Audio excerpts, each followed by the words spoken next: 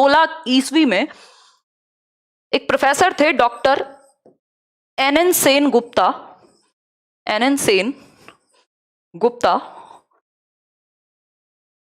इन्होंने कलकत्ता यूनिवर्सिटी में, कलकत्ता होती थी ना उस टाइम, तो अभी कोलकाता है, कलकत्ता में ये एक लैब खोली।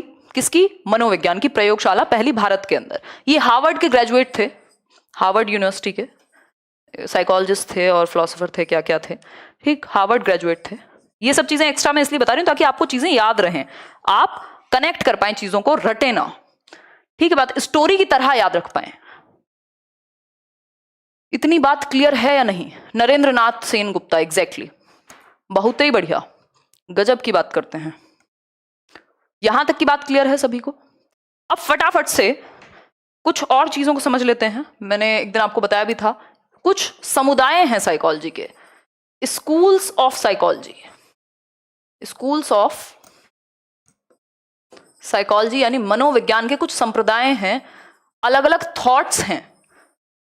थॉट्स कैसे हैं भाई? अलग अलग लोग थे, अलग अलग संप्रदाय उन्होंने बनाए, बहुत सारी विचारधाराएं हैं ना। आप अपने घर में भी देखते हैं 4 लोग अलग अलग विचार रखते हैं, तो ऐसी साइकोलॉजी में भी अलग अलग स्कूल्स आए, अलग अलग थॉट्स आए, अलग अलग लोगों ने एक्सपेरिमेंट किया, अपने समुदाय को रिप्रेजेंट किया और प्रूव किया कि हमारा सही है, कि हमारा सही है, कि हमारा सही है, ठीक। तो इसमें जो शुरुआत हुई स्कूल्स की, संप्रदायों की, मनोविज्ञान के संप्रदाय, आराम से चल सकते हैं ना, धीरे धीरे, जल्दी में तो नहीं हो। क्या कह रहे हो? पढ़ाई के नाम पे तो जल्दी में ही रहते हैं, बाकी सारे काम हम बहुत आराम से करते हैं, हैं? खैर देखिए, अगर हम बात करें स्कूल्स ऑफ साइकोलॉजी की, तो ये जो विल्हेम वुंट हैं, इन्होंने शुरुआत की पहले स्कूल की स्ट्रक्चरलिज्म यानी संरचनावाद, बस ये लिखते जाइएगा, संरचनावाद। संरचनावाद इंट्रोस्पेक्शन की बात करता था, यानी अंतः दर्शन की बात करता था। इंट्रोस्पेक्शन यानी अंतर्दर्शन, आप बैठ के ये सोचें, आप खुद को ही जान पाए, अंदर आप थॉट्स, स्वयं को ही आप इंट्रोस्पेक्ट कर रहे हैं, अंदर झांक करके देख रहे हैं। एक्सट्रोस्पेक्शन होता है बाहर दुनिया में देखना, इंट्रोस्पेक्शन होता है अपने अंदर झांकना, ठीक। तो ये कॉन्शियसनेस यानी चेतना को स्टडी करते थे विल्हेम वुंट, कॉन्शियसनेस को यानी चेतना को स्टडी करते थे, ठीक। चेतना का अध्ययन यहां होता था, और सबसे पुराना मेथड इसी को कहा जाता है, इंट्रोस्पेक्शन को ही, मनोविज्ञान में अंतः दर्शन को ही, ठीक है बात, ओल्डेस्ट मेथड इसको हम कह सकते हैं। क्लियर हो गई बात? फादर कौन है स्ट्रक्चरलिज्म के? तो नाम आता है विल्हेम वुंट, अभी आया हुआ है, आई थिंक किसी तो एग्जाम में आया था, तो विल्हेम वुंट। वैसे अगर टेक्निकली मैं आपको कहूं तो नाम जो दिया था वो दिया था, विल्हेम वुंट के शिष्य थे EB Titchener, EB Edward Titchener, Hindi में भी लिख देती हूं मैं, इन्होंने इसको नाम दिया था प्रॉपर, जो नाम विल्हेम वुंट ने दिया उसको वॉलेंटियरिज्म आई थिंक कहते हैं, बट क्वेश्चन आया हुआ है father of Wilhelm Wundt, structuralism, संरचनावाद के जनक, तो विल्हेम वुंट आप आंसर लगाएंगे, ईबी टिचनर नहीं होगा ऑप्शन में, तब अगर ईबी टिचनर है तो ईबी टिचनर लगाएंगे, वैसे दोनों में से कोई एक ही मिलेगा आपको ऑप्शन के अंदर। ये बात क्लियर है सभी को समझने में? कूल, बहुत बढ़िया। आकाश सिंह है ना, इनका ध्यान घड़ी पे है, पढ़ाई पे नहीं है। खैर ये तो मैं मजाक कर रही हूं, थोड़ा बहुत ध्यान इधर उधर भी होना चाहिए। देखो एक बार, तो इतनी बात क्लियर हो गई। इसके बाद स्ट्रक्चरलिज्म के बाद स्कूल आता है आपका स्ट्रक्चरलिज्म, संरचनावाद। इसके बाद नेक्स्ट स्कूल है आपका फंक्शनलिज्म यानी प्रकार्यवाद, फंक्शनलिज्म, प्रकार्यवाद। जो लोग इधर उधर भटक रहे हैं इस सब्जेक्ट को कैसे पढ़ें, उन तक ये वीडियो शेयर करके बताइएगा कि अगर इच्छा है तो रास्ते निकल आते हैं, यहां से पढ़ सकते हैं लेट्स लर्न से, बिल्कुल फ्री। स्ट्रक्चरलिज्म यानी संरचनावाद। मजा आता है मतलब डिस्कशन में ना, ये चीज मैं काफी दिनों से मिस कर रही थी। देखिए, स्ट्रक्चरलिज्म यानी संरचनावाद, फंक्शनलिज्म यानी प्रकार्यवाद। फंक्शनलिज्म के जनक William James, William James. Basically William James और जो आपके वुंट हैं वो एक ही टाइम पे काम कर रहे थे, बट ये अमेरिका में थे और वो जर्मनी में थे। विलियम जेम्स की यदि हम बात करें तो इनकी एक बहुत ही फेमस किताब है प्रिंसिपल्स ऑफ साइकोलॉजी, प्रिंसिपल्स यानी मनोविज्ञान के सिद्धांत, प्रिंसिपल्स ऑफ साइकोलॉजी। गाने का मन कर रहा है मेरा, पता नहीं, इतनी खुश हूं मैं आज अचानक से। अभी 1 घंटे पहले एनर्जी की कमी लग रही थी। मनोविज्ञान के सिद्धांत, इनकी बुक का नाम है, बहुत फेमस बुक है, 100 साल से भी ज्यादा हो चुके हैं बट बहुत फेमस है। मनोविज्ञान के, इसी की वजह से इनको मॉडर्न साइकोलॉजी का जनक भी कह दिया जाता है कई बार, यानी father of modern psychology. In general अगर फादर ऑफ साइकोलॉजी तो वुंट। ठीक, प्रिंसिपल्स ऑफ साइकोलॉजी। समय कम है, वो मैं करा दूंगी, उसकी टेंशन मत लो, फास्ट भी चल लेंगे। अभी शुरुआत है, एटलीस्ट अपने दिमाग में जमने तो 2 चीजों को। फास्ट की कमी है क्या, मैं तो बोलती ही 1 सेकंड में पता नहीं 200 शब्द हूं, है ना, तो उसकी टेंशन मत लो, फास्ट में कोई दिक्कत नहीं है। तो एक बार भूमिका तो बनने दो, दिमाग में सेट तो होने दो ये सब्जेक्ट, चल लेंगे फिर फास्ट भी कल से। क्या कहते हो? तो फंक्शनलिज्म आया इसके बाद, और फंक्शनलिज्म के जनक हैं विलियम जेम्स। ये कहते हैं दिमाग का स्ट्रक्चर छोड़ो, स्ट्रक्चरलिज्म की तरह प्रकार्य पे, फंक्शन पे ध्यान दो कि वो काम कैसे करता है रियल लाइफ में। इतना ही समझेंगे इसके बारे में, आगे आ जाएंगे। स्ट्रक्चरलिज्म की बात कर ली, फंक्शनलिज्म की बात कर ली, फिर आता है साइको एनालिसिस। साइको एनालिसिस यानी मनोविश्लेषणवाद, जिससे जुड़े हुए हैं सिगमंड फ्रॉइड।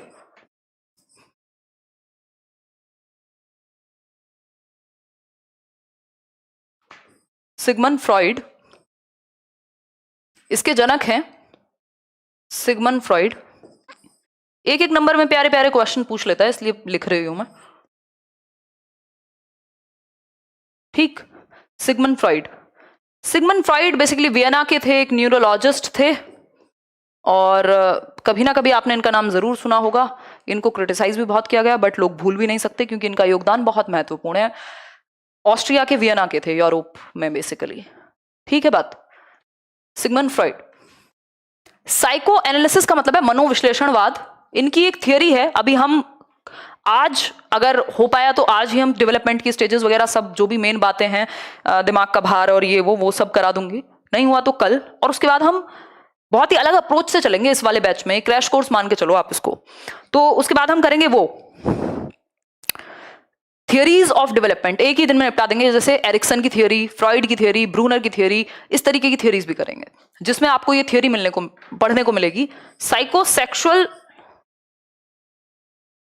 साइकोसेक्सुअल डेवलपमेंट से भी जुड़े हुए हैं ये, मनोलैंगिक विकास से। इनकी थियरी को साइको डायनामिक अप्रोच भी कह दिया जाता है, साइको डायनामिक। और साइको एनालिसिस तो है ही मनोविश्लेषणवाद। इन्होंने बेसिकली 3 प्रकार के मन की बात की, चेतन, अवचेतन और अचेतन, यानी कॉन्शियस, सबकॉन्शियस और अनकॉन्शियस माइंड, और बताया कैसे कैसे हमारा जो ब्रेन है, या जो हम परेशानी, डिप्रेशन और ये सारी जो चीजें वो कैसे वर्क करती हैं, और एनालाइज किया बेसिकली मन को, विश्लेषण किया मन का। ठीक बात, ये बात ठीक है। कुछ लोगों की ब्लॉक होने की बहुत ज्यादा इच्छा है, बट हम करेंगे नहीं, क्योंकि हम फ्रीडम ऑफ स्पीच देंगे इनको। देखिए, अगर हम बात करें नेक्स्ट पॉइंट पे, हमने बात की अभी तक स्ट्रक्चरलिज्म की, यहां लिख भी सकते हो शॉर्ट फॉर्म में अगर इच्छा है। स्ट्रक्चरलिज्म, फंक्शनलिज्म, साइको एनालिसिस, और अब हम बात करेंगे बिहेवियरिज्म की, यानी व्यवहारवाद की। जो इंपॉर्टेंट है उन्हीं की बात हम कर रहे हैं, बिहेवियरिज्म यानी व्यवहारवाद की। बहुत फेमस है, यहां से क्वेश्चंस आते हैं। व्यवहारवाद, जिनको समस्या हो वो सेशन यहीं कहीं छोड़ करके जा सकते हैं, जो सीरियसली पढ़ना चाहते हैं वो ही ध्यान दीजिएगा, ठीक है। व्यवहारवाद, व्यवहारवाद क्या कहता है भाई? व्यवहारवाद कहता है, इन्होंने, इसके जनक हैं, फादर हैं कौन, बताओ जल्दी से, चिल्ला चिल्ला के बताओ, घर वालों को उठा दो सोते हुए, कह रहे मम्मी व्यवहारवाद के जनक पता है आपको? वो कहेंगे बेटा पिटोगे, कहना हाँ। तो फादर ऑफ बिहेवियरिज्म है जेबी वॉटसन, जॉन ब्रॉडस वॉटसन, ठीक।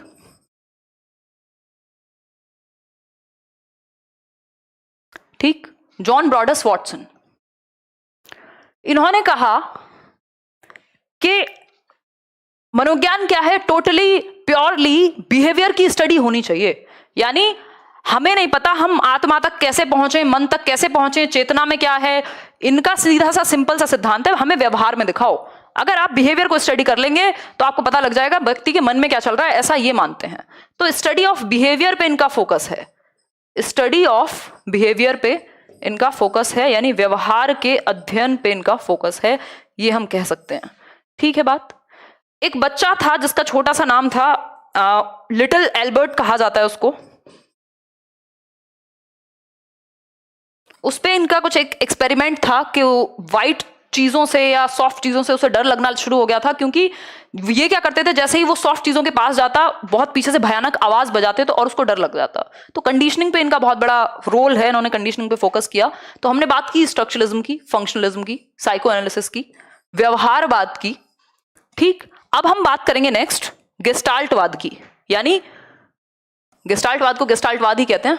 गेस्टाल्टिज्म,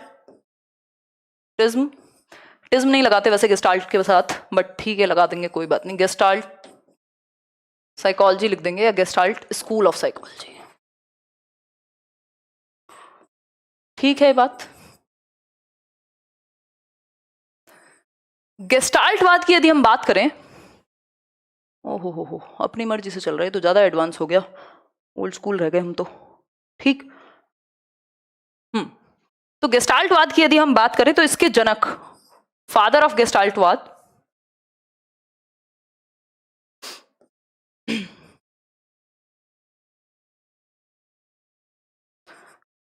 कौन है? मैक्स वर्टहाइमर।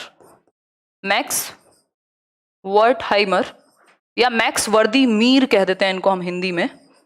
वर्दी मीर, पहनने वाली वर्दी, है ना। हमारे यहाँ एक स्कूल है पास में ही, आपको पता होगा, नहीं पता होगा तो कोई बात नहीं, पता कर लीजिए। ऐसे हरी वर्दी गुंडागर्दी कहते हैं बच्चे मजाक में। तो वर्दी मीर याद रख लीजिएगा। कुल मिला के बात ये है, बाकी बातें तो बकवास हैं, है ना। मैक्स वर्टहाइमर यानी वर्दी मीर इनको हम कह रहे हैं।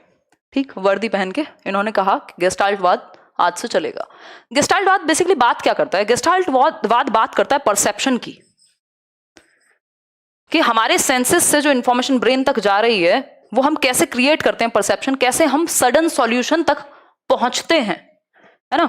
इस संप्रदाय में sudden solution is the rule. Sudden solution यानी अचानक से जो समाधान है, sudden solution is the rule. कहां पर? गेस्टाल्टवाद में। ठीक है, यूरेका मूवमेंट भी इसी से जुड़ा हुआ है। यूरेका मूवमेंट, यूरेका का मतलब होता है आई फाउंड इट। आर्किमिडीज को जब प्रिंसिपल का पता लगा या चीजों का पता लगा, उन्होंने कहा I found it. Eureka, eureka, eureka मतलब मिल गया। तो सॉल्यूशन अचानक से आएगा, दिमाग की बत्ती चलेगी एकदम मेंटोस की जैसी। और यूरेका मूवमेंट भी इसी से जुड़ा हुआ है। इंसाइटफुल लर्निंग एक थियरी है, यानी अचानक से सॉल्यूशन आना। इंसाइटफुल लर्निंग जिसको दिया था इसी संप्रदाय से जुड़े हुए एक व्यक्ति वोल्फगैंग कोहलर ने। एक चिंपैंजी पे उनका प्रयोग था। कोई जवाब दे रहा है किसी को, कोई कमेंट सेक्शन में उल्टा कुछ बोल रहे हैं, तो दूसरा कोई व्यक्ति, आई थिंक कोई लेडी है, वो जवाब दे रही है, तो मुझे हंसी आ रही है पढ़ के, है ना। कई लोगों को बड़ा शौक है क्लास डिस्टर्ब करने का, आप लोग परेशान मत हुआ कीजिए, ठीक है। यूरेका या फिर इंसाइटफुल लर्निंग, इसमें सुल्तान नाम का एक चिंपैंजी था जो बहुत फेमस था, थे तो कई सारे। तो उस पर एक्सपेरिमेंट हुआ था, एकदम से अचानक से सॉल्यूशन आना। आहा मूवमेंट भी इसी थियोरी से जुड़ा हुआ है। ये मैं कुछ चीजें बता रही हूं जो आपको याद रहें पेपर में। आहा मूवमेंट भी इसी से जुड़ा हुआ है, यानी अचानक से कोई आइडिया आ जाए। कई बार होता है ना, आप किसी सवाल पे अटके हुए होते हैं, किसी प्रॉब्लम का आप समाधान ढूंढ रहे होते हैं, और अचानक से जब आप खाना बना रहे हैं, गाड़ी चला रहे हैं, सो रहे हैं, और एकदम से आपको ऐसे आइडिया आ गया, है ना। मेरे साथ क्या होता है, मेरे साथ एग्जाम्पल्स में ऐसा होता है, मतलब मैं कहीं भी चलती फिरती हूँ तो मुझे बहुत सारे एग्जाम्पल्स नजर आते हैं लोगों में, मैं जोड़ रही होती हूँ चीजें साइकोलॉजी के टॉपिक्स से और ये वो। तो वो अचानक से कई बार क्या होता है, एक बहुत अमेजिंग सा थॉट आ जाता है आपको। क्यों? क्योंकि आपके दिमाग में कहीं ना कहीं प्रॉब्लम चल रही थी, या कुछ एक चीज चल रही थी जो अंदर है कहीं। तो अचानक से ये जो काम है, ये बेसिकली आपके संज्ञान से जुड़ा हुआ है, यानी आपके ये थोड़ा सा कॉग्निटिविज्म पे बेस्ड थियरी है। ये कहते हैं ट्रायल एंड एरर से नहीं चलेगा कि बस ट्राई करो, एरर करो, गलती करो, ऐसे ही होता रहेगा। ये कहते हैं कि जो दिमाग है वो परसीव करेगा एज अ होल। तो ये होल को इंपॉर्टेंस देते हैं। Whole is the whole is greater than the sum of its parts. Whole is greater than the sum of its parts. Sum of its parts. यानी जो एक बड़ा पूरा संपूर्ण भाग है वो इसके हिस्सों से अलग होता है। इसमें विश्वास रखती है गेस्टाल्ट साइकोलॉजी। ये बात ठीक है या नहीं?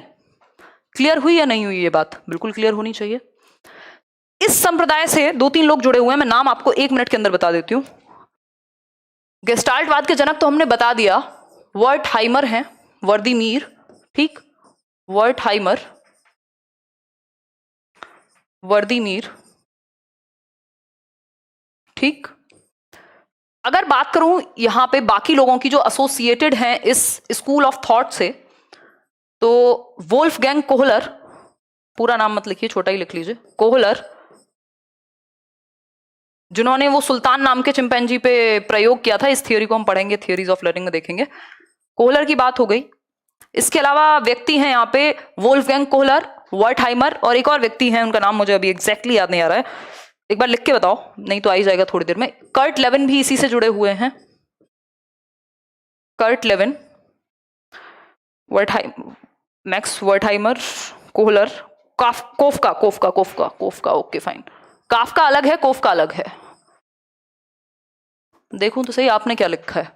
अरे वाह, बहुत बढ़िया, बहुत ही बढ़िया, आप लोग तो अच्छी पढ़ाई कर रहे हैं, मतलब वही लोग हैं जो सच में पढ़ने की इच्छा रखते हैं।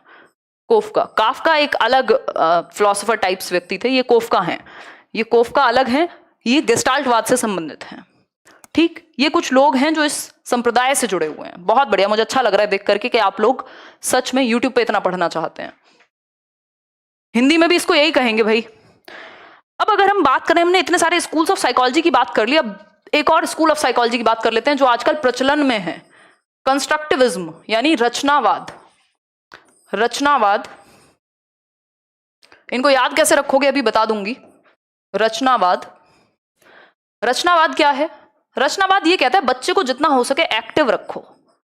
बच्चा ज्ञान का सृजन करने में सक्षम है, बजाय कि आप, बशर्ते आप उसको सक्रिय रखें, एक्टिव रखें। बच्चा नॉलेज को कंस्ट्रक्ट कर सकता है, रचना की जा सकती है ज्ञान की, यदि बच्चे को आप फ्रीडम दें एक्टिविटी करने की, एक्सपेरिमेंट करने की, एक्सप्लोर करने की, ठीक। इन्होंने कहा टीचर सिर्फ एक फैसिलिटेटर है। आज की डेट में जो पूरे पढ़ाई लिखाई चल रही है ना, आपका जो नया चाइल्ड सेंटर्ड एजुकेशन है वो इसी से प्रभावित है, या ये उससे प्रभावित है, ऐसे भी कह सकते हैं।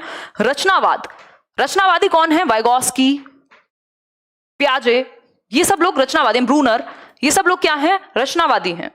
कैसे? क्योंकि ये मानते हैं कि बच्चे को फ्रीडम दो, उसको एक्टिविटी करने दो, टीचर का काम सिर्फ फैसिलिटेटर का है। टीचर क्या है? टीचर का जो रोल है वो डिक्टेटर का नहीं है। कोई भी टीचर जो अपने आप को मतलब महान माने वो ठीक है, लेकिन आप नॉलेज को कंस्ट्रक्ट कराने में मदद करने वाले व्यक्ति हैं, आप सुविधादाता हैं, आप माहौल क्रिएट करने वाले व्यक्ति हैं, आप किसी के दिमाग में भर नहीं सकते कुछ, ऐसा रचनावाद कहता है। यानी टीचर क्या है? फैसिलिटेटर है। ऐसा एनसीएफ जो आपका नेशनल करिकुलम फ्रेमवर्क पूरा डॉक्यूमेंट है वो इसी पे बेस्ड है, यानी सुविधा दाता है शिक्षक।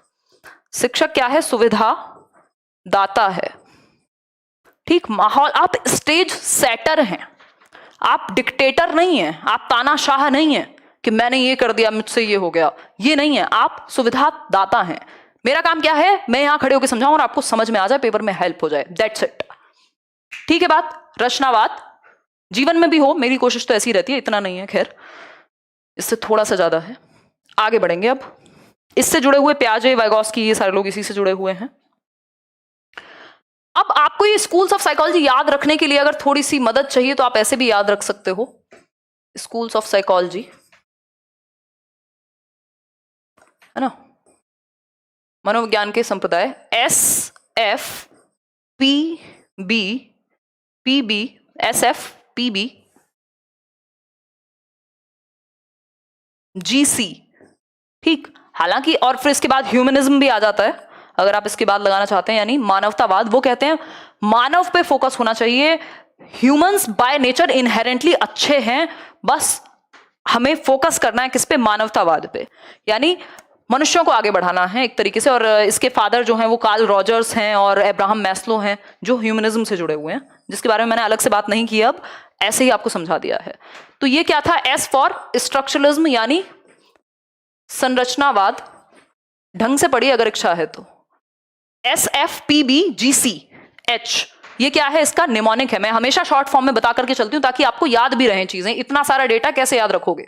निमोनिक, निमोनिक क्या है? शॉर्ट फॉर्म ऐसी बना लीजिए, ठीक है, जैसे वो लाल बटे कक्का बनाते थे ना हम मैथ्स पढ़ते समय, यूपी बोर्ड में, और पंडित बद्री प्रसाद हर हर बोले बनाते थे सीबीएसई वाले।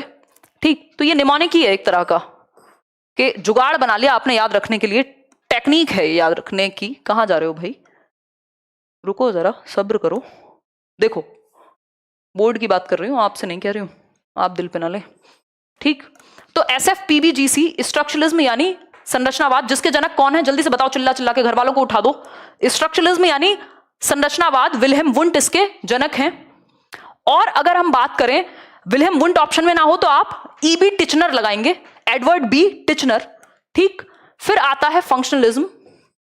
फंक्शनलिज्म यानी प्रकार्यवाद, जिसके विलियम जेम्स हैं जनक। उन्होंने एक बुक भी लिखी थी, प्रिंसिपल्स ऑफ साइकोलॉजी। इनको मॉडर्न डे साइकोलॉजी का जनक कहा जाता है। विलियम वुंट को कई लोग साइकोलॉजी का जनक कह देते हैं, बट वो एक ऑब्जेक्टिव क्वेश्चन नहीं है, उस पर मैं क्वेश्चन मार्क छोड़ के चलूंगी। हो सकता है अगर ऑप्शन में एरिस्टोटल हो तो एरिस्टोटल हो जाए, हो सकता है वुंट हो सिर्फ तो वुंट हो जाए। ऑप्शन पे डिपेंड करता है कि उस मतलब इसका फादर ऑफ साइकोलॉजी का आंसर क्या होगा। कोई ऑब्जेक्टिव आंसर आप इसका नहीं दे सकते। स्ट्रक्चरलिज्म, फंक्शनलिज्म, साइको एनालिसिस यानी मनोविश्लेषणवाद, सिगमंड फ्रॉइड जुड़े हुए हैं जिससे।